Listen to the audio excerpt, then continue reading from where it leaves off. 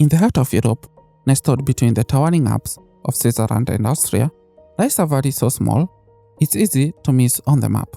No ports, no oil, no global influence, and yet, this isolated sliver of land became the richest country on earth, richer than the United States, richer than Switzerland, richer than the oil kingdoms of the Middle East. This is the story of Liechtenstein, a nation that defied geography, history, and scale, a country that transformed itself from medieval poverty into a financial powerhouse, and it did so not through conquest or natural resources, but through strategy, secrecy, and survival.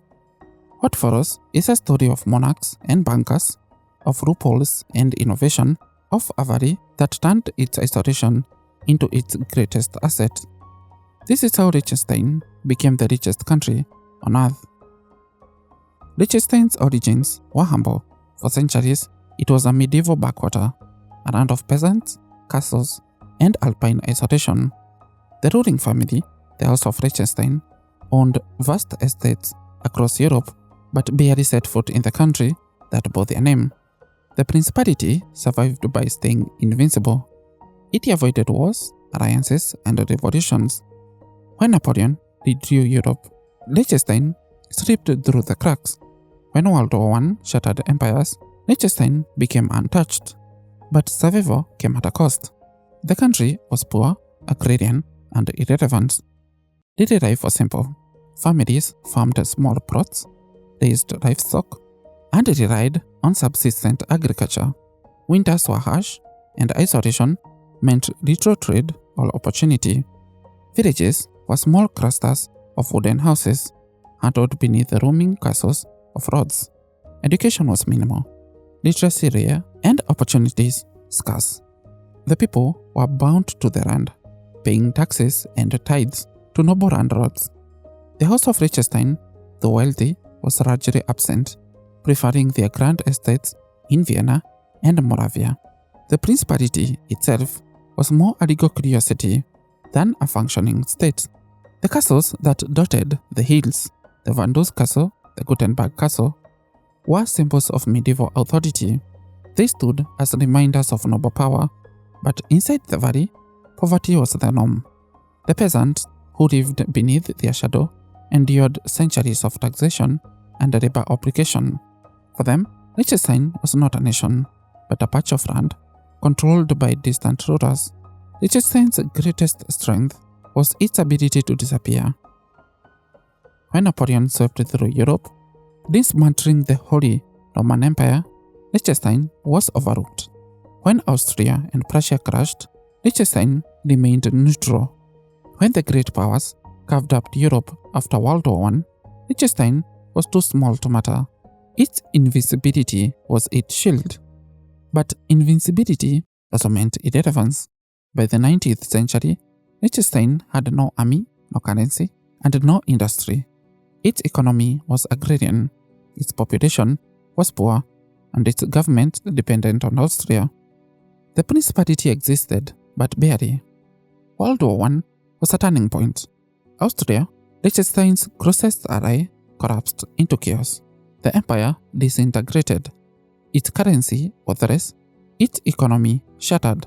Liechtenstein, tied to Austria, faced ruin. Inflation soared, trade collapsed, and the tiny principality was on the edge of bankruptcy. The people of Liechtenstein endured hunger and uncertainty. Farmers struggled to sell crops, families struggled to survive, and the government struggled to function. The ruling prince, Johann II, faced a dilemma: continue relying on Austria or seek a new path. The choice would determine the country's future. Liechtenstein's salvation lay in its sovereignty. Though small, it was independent. It could make its own laws, set its own policies, and choose its own alliances. And in the 1920s, it made a bold decision to break with Austria and align with Switzerland. The choice was transformative. By adopting the Swiss franc, Liechtenstein stabilized its economy. By opening its border to Swiss trade, it gained access to a stronger market. And by asserting its independence, it laid the foundation for reinvention. Sovereignty, once a symbolic relic, became a practical tool. By the 1930s, Liechtenstein was still poor, still agrarian, but it had taken its first step toward survival. The Principality had discovered that its independence was not a weakness, but a strength. It could craft laws that larger nations ignored. It could exploit gaps that others overlooked. And it could transform invincibility into opportunity. In the aftermath of World War I, Liechtenstein made a bold move. It ditched its economic ties to Austria and aligned itself with Switzerland. It adopted the Swiss franc. It opened its border to Swiss trade, and most importantly, it began crafting laws that could attract foreign capital. By the 1930s, Liechtenstein had discovered its niche: corporate secrecy. It offered foreigners the ability to register companies anonymously, shield assets, and avoid taxes. The Principality became a haven for trusts, foundations, and shell companies, and the money began to flow in. The timing was perfect. Europe was recovering from war, and wealthy families sought safe havens for their assets. Liechtenstein's laws allowed them to protect fortunes from taxation and political instability. The country became a magnet for hidden wealth. Over the next decades, Liechtenstein defined its model. It built a banking sector tailored to privacy. It offered ultra-low taxes. It created legal structures that allowed families and corporations to hide wealth legally, and it did all of this while maintaining political stability and neutrality. By the 1980s, Liechtenstein was no longer a forgotten valley. It was a global financial hub.